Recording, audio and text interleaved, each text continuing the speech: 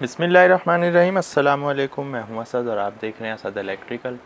आज की वीडियो में हम डेल कोड के AVR TAVR 20 के ऊपर बात करेंगे। इसको डेल कोड जो है वो इस नाम से देता है, लेकिन लेरो समर ने इसको R120 के नाम से दिया है। तो बेसिकली ये AVR जो है सेम है, लेरो समर ने इसमें कुछ चीज़ों का इजाफा किया है।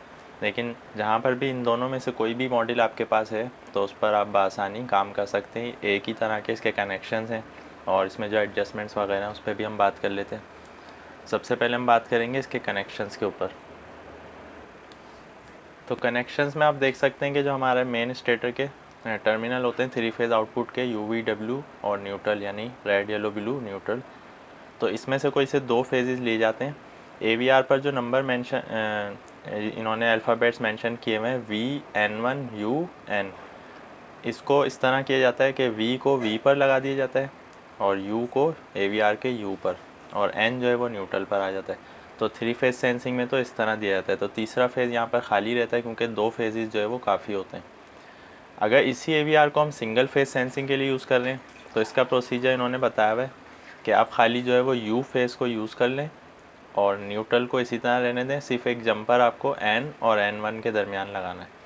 For single phase sensing jump N and N1 and use U for phase. तो U जो है वो स्टिल फेज़ के लिए रहेगा क्योंकि सिंगल फेज़ में एक ही फेज़ है, तो ये दोनों खाली हो जाएंगे। तो U जो है वो अपना U में आ गया फेज़ में, और न्यूट्रल जो है वो N से कनेक्ट रहेगा। सिर्फ यहाँ पर एक जंपर लगाकर हमें N और N1 को जंप करना है। तो फिर ये हम सिंगल फेज सेंसिंग के लिए भी यूज़ कर सकते हैं। F1 और F2 जो है हमारे एक्साइटर के बिलतरतीब पॉजिटिव और नेगेटिव, जैसा कि सब जनरेटर्स में होते हैं। अब हम आ जाते हैं इस तरफ। इसके लेफ़्ट साइड पर कुछ एडजस्टमेंट्स हैं, कुछ लैंप्स हैं। ये जो है LED हैं, हमारे जो 3 आपको रेड से नज़र आ रहे हैं ये LED हैं। ये बेसिकली इंडिकेटर्स हैं SL, UF और OE। SL जो है वो लॉस डिटेक्शन करता है, UF जो है वो अंडर फ्रिक्वेंसी डिटेक्शन करता है, OE जो है वो ओवर एक्साइटेशन। अच्छा, उसके बाद इन्होंने यहाँ जंपर दिया हुआ होता है R448 की तरह, कि जब ये जंपर लगा हुआ है तो यहाँ पर 50 हर्ट्ज़ की फ्रिक्वेंसी के लिए, जब आप जंपर को निकाल देंगे तो ये 60 हर्ट्ज़ के लिए। उसके बाद 3 एडजस्टमेंट्स आ जाती हैं इसमें। UFRO stability voltage. UFRO यानी अंडर फ्रिक्वेंसी रोल आउट, जैसा कि हम बता चुके हैं कि दूसरे AVRs वगैरह में भी होता है ये, VR6 वगैरह में। यहाँ से इसकी एडजस्टमेंट कर सकते हैं स्टेबिलिटी वोल्टेज को स्टेबल करने के लिए, और वोल्टेज का जो लेवल है वो सेट करने के लिए। तो बस ये छोटा सा AVR है, दोबारा से रिपीट कर लें। इसमें 3 जो है वो डिटेक्शंस हैं फॉल्ट की। लॉस हो जाने की सूरत में, अंडर फ्रिक्वेंसी और ओवर एक्साइटेशन। यहाँ पर इंडिकेशन आ जाएगी। फ्रिक्वेंसी का जो है जंपर है 50 हर्ट्ज़ पे जंपर लगेगा, 60 हर्ट्ज़ के लिए जंपर निकाल दिया जाएगा।